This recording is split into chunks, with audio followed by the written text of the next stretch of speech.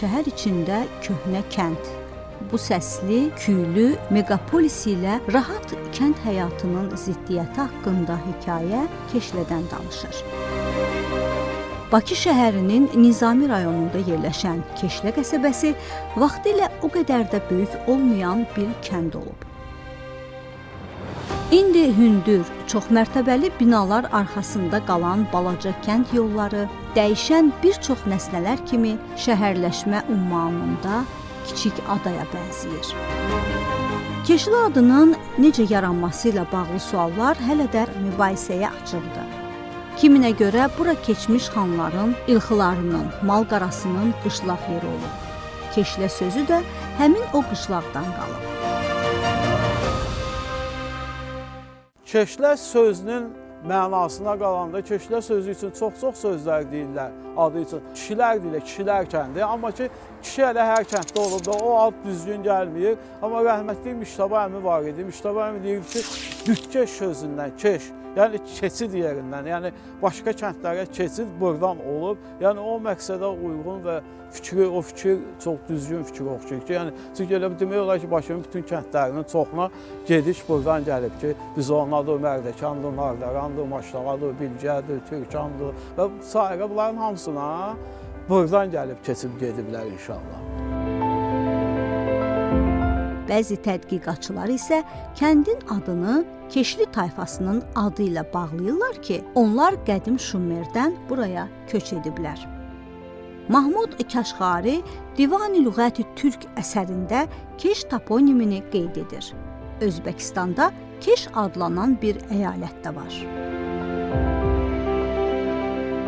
Keşlə kəndi qədim kəndlərdən biridir. Hər bir kənd özünün tarixi abidələri ilə, onun qəbirstanlığında olan daş kitabələrlə kəndin tarixi tanınılır. O cümlədən də Keşlə kəndi də özünə məxsus gözəllikləri var tarixlə bağlı və o gözəlliklərdən biri də bizim arxa fonda gördüyümüz Keşlə Şah Abbas məscididir.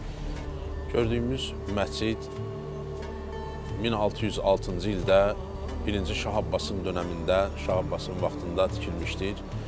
Məscidlər Şah Abbas vaxtı Şeyx Bahattin tərəfindən tikilib, yəni onun vəziri, memarı Şeyx Bahattin olub və bu məscidin deməli, gözəlliklərindən biri ondan ibarətdir ki, bu məscidin qapısı üzü gün batana doğru tikilib, nəinki gün çıxana və qibləyə. Bu da buna deməyə bir əsas verir ki, məscidin şərq tərəfində şir xurşid deyilən, yəni günəş və şir deyilən bir simvol olub. Bu da Səfəvilər dövründə olan bayrağın bir nişanəsi olub. Bayrağın üzərində olan nişanə olub ki, şərq tərəfdən günəş qalxanda, günəş çıxanda oradan görsənirmiş. Bir zamanlar kənd meydanı Keşlənin ən canlı, qaynar mərkəzi sayılıb. Kəndə nabələd bir adam gələndə ona bu meydanı nişan veriblər. Həmin bu meydanı bəzəyən əzəmətli abidə isə Şah Abbas məscididir. Əvvəllər bu məscid kəndin qırağında olub. Əhalinin sayı artdıqca məscid yaşayış binalarının əhatəsində qalıb. Amma tarixi və əzəmətli görkəmi ilə yerləşdiyi mövqeyə də xüsusi ahəng verib.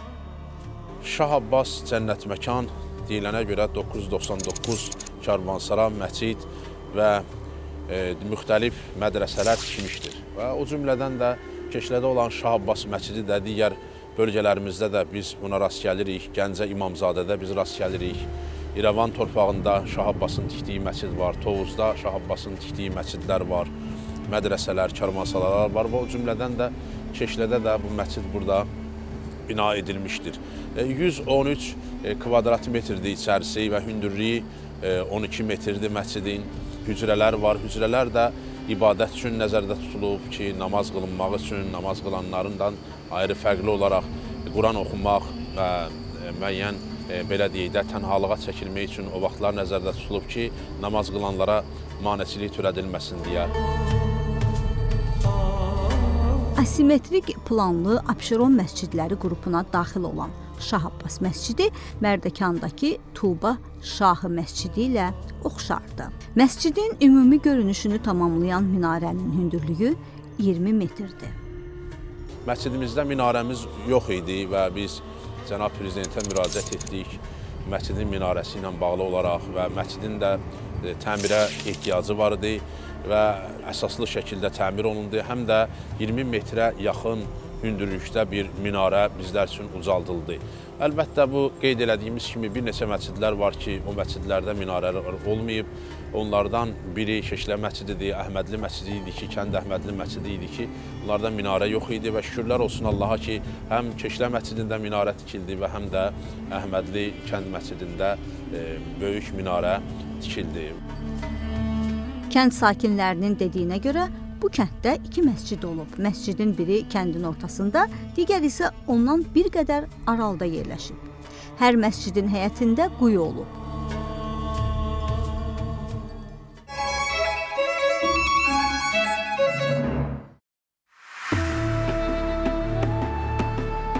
Tarixə qovuşmuş abidələrdən biri də Dairəvi Keşlə qalasıdır ki, gördüyümüz bu fotoşəkil abidədən qalan yeganə yadigardır. 16-cı əsrə aid olan həmin qaladan deyilənə görə Şirvanşahlar sarayına gedən yeraltı yol da var imiş.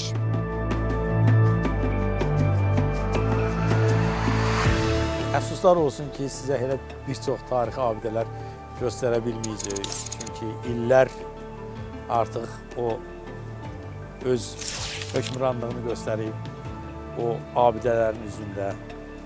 Onlardan hal-hazırda məsələn deyəndə Keşədə nə tarixi abidə var? Məsələn deyirik ki, bir qədimi hamam var.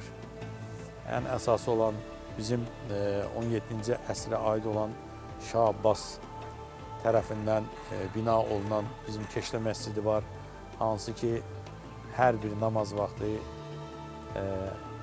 adamla dolu olur. Və bir də balaca günbəzimiz var. Onu da sizə gedib sonra göstərərik. Burada hal-hazırda 41-45 parkı deyirlər bura. Mən də bu kənddə doğulmuşam. Bu kənddə böyük boya-başa satmışam. Gəncliyim, cavanlığım, uşaqlığım bu kənddə keçib. Özünə məxsus bir kənddir. Qədimi kənddir. Öz adət ənənələri ilə. 19-cu əsrə aid ovdan. Həmin ovdan Keşlə yolunun üstündə yerləşirmiş. Ümumilikdə isə Keşlədə 3 ovdan olub. Təəssüf ki, biz onlardan indi keçmiş zamanda danışırıq. Keşlə kəndində hazırda mövcud olan daha bir yerli əhəmiyyətli abidə isə 17-ci əsrə aid olan bu hamamdır. Giriş qapısının üzərindəki kitabədə memarın adı yazılıb. 2 günbəzli hamamın hər 2 zalında 4 sütun var. Bu sütunlar tağlarla birləşib. Bunun tikilmə dövrü 17-ci əsr göstərilib. Kərbəlayı Paşa Hacı Əlioğlu tərəfindən tikdirilibdir 17-ci əsrdə. Və bunun memarı da Kərbəlayı Zeynalabdin oldu. Hamısı orada kitabədə qeyd olunur. Hamamda 2 dənə günbəz var, 2 dənə zal var və bu günbəzlər və bacalar elə tikilib ki, gündüz vaxtı işıq olanda heç bir işıqdan biz istifadə eləmirik. Yəni mən bu hamamın bərpasında 20 ildir artıq. Mən bu işə baxıram burada, talih elə gətirib ki, mənə qismət olub bu işi görmək. Mən də bacardığımı eləyirəm. Təmir zamanı burada mən bunun axar sular yeri, kanalizasiyası var. Oranı çözdüm də. Çünki məcbur idik ki, bütün sistemi biz düzüb qoşaq. 1 metr dərinliyində 50-nin 50-yə belə küt daşlardan arxlar var idi. O arxlarla gedibdi burada kanalizasiya sistemi. Əvvəldən də buranı məsəl üçün o cürünə işlədiblər. Bunun qazanxanası arxada idi və köhnə bir böyük bir sisterna. Mən onu ləğv elədim və təzədən yeni, o vaxta uyğun 2010, 11, 12, 13-cü ildə biz açmışıq buranı. O vaxtı ona uyğun stildə qurmuşuq. İndi də var qazanxanası, işlək vəziyyətdədir, hər bir şey də qaydasındadır.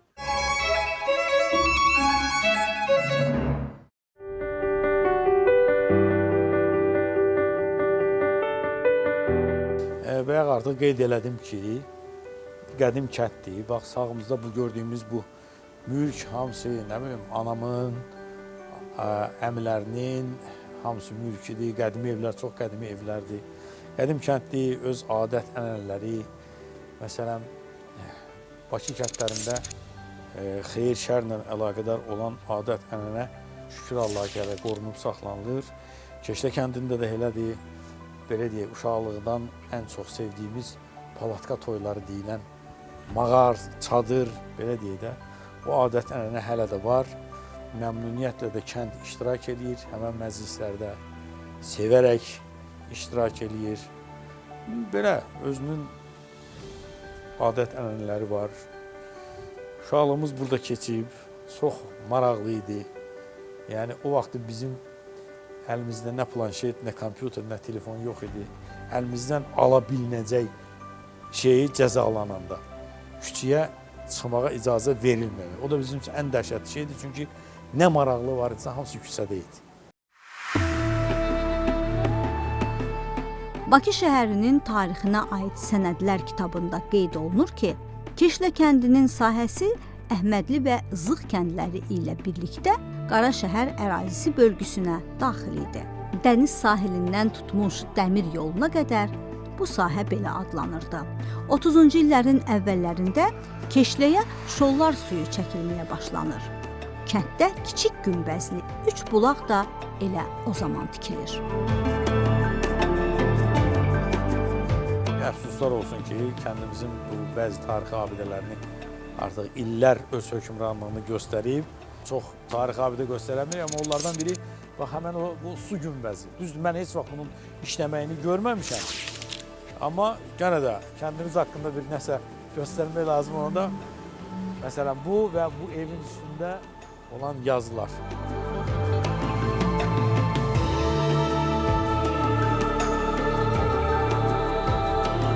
Əvvəllər kənddə küçə adları yox idi. Ona görə də kimin harda yaşadığı məhəllənin adı ilə bilinərdi. Umud məhəlləsi, Hacı Hüseyin, Kazımlı məhəlləsi, Məscid Həyəti məhəlləsi, İsti məhəllə, Göl qırağı məhəlləsi, Axund bağı, Qəbristanlıq üstü. Bu məhəllə adları kəndin köhnə sakinlərinin bu gün də dilindədir.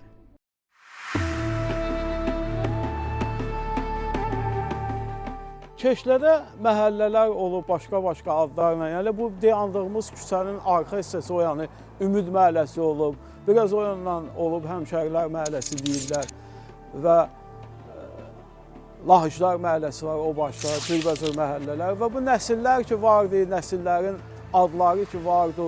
Mən özüm Suvanlıyam, Suvanlıdır bizim tayfanın adı, nəslin adı və burada Əlmərdanlılar var, Kazımlılar var, Cümşüddülər var və sairə adlar vardı ki, nəsillərin adları olub və insanlar yaşayıblar.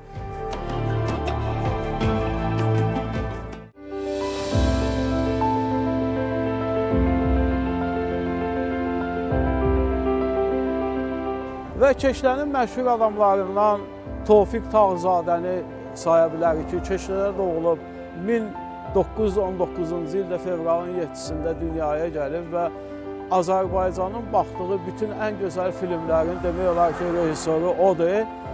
O cümlədən Ələsgər Məmmədov Keşlənin məşhur adamlarından biridir ki, Keşlənin demək olar ki, Sovet hökumətində ən məşhur adam olub və yeganə şəxsdir ki, Münhen müqaviləsində 1945-ci ildən 1949-cu illə qədər o prosesdə iştirak edib və Alman dilindən rus dilinə tərcümə edib, amma o Moskvada ərəbşünazlığı qutarıb, şərqşünazlığı qutarıb və sonra böyük bir müəllim olub, akademik olub. Ondan başqa Dəyirmanlar kralı var, Ağabala Quliyev. 1886-cı ildə dünyaya gəlib və xeyriyyəçi və bilyəner olub. Öz evi də indi Murtuza Muxtarovun küçəsindədir. Səlim bəydir, Keşlidə məşhur adamlardan biri qızı Xalmana Əlibəyli, 2 dənə qızı olub, Xalmana Əlibəyli uşaq ədəbiyyatı yazıb, o birisi Gülruh da ki, filoloqdur, elmlər doktorudur və bunlar Keşlərin məşhur adamlarındandır.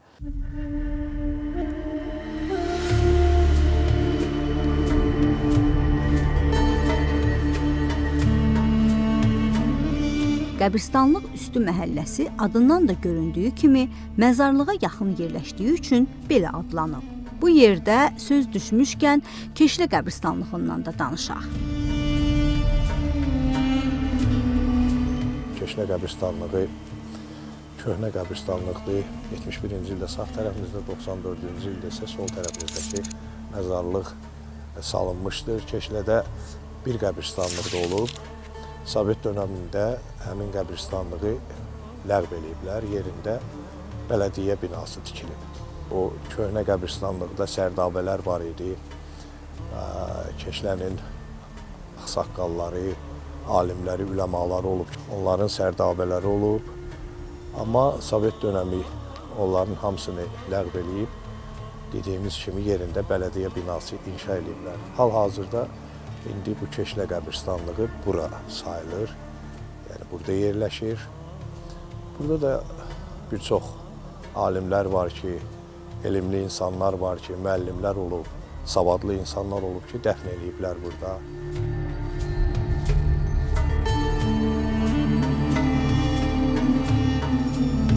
Qəbristanlığın bir hissəsi də Keşlənin Şəhidlər Xiyabanıdır.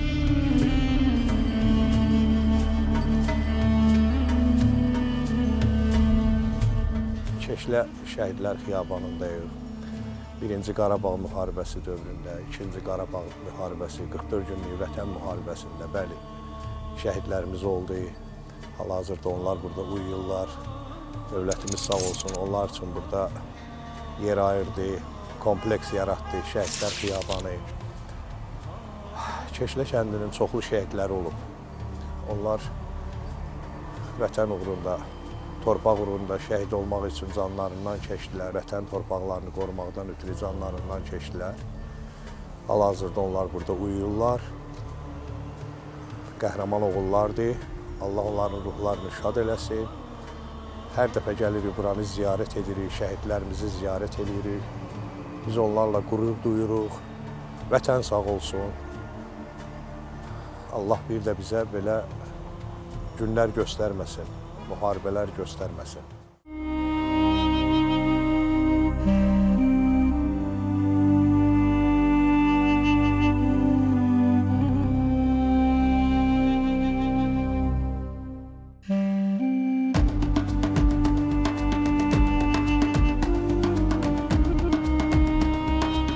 Əslində Keşlə və Keşləlilər haqqında danışmağa söz çoxdur.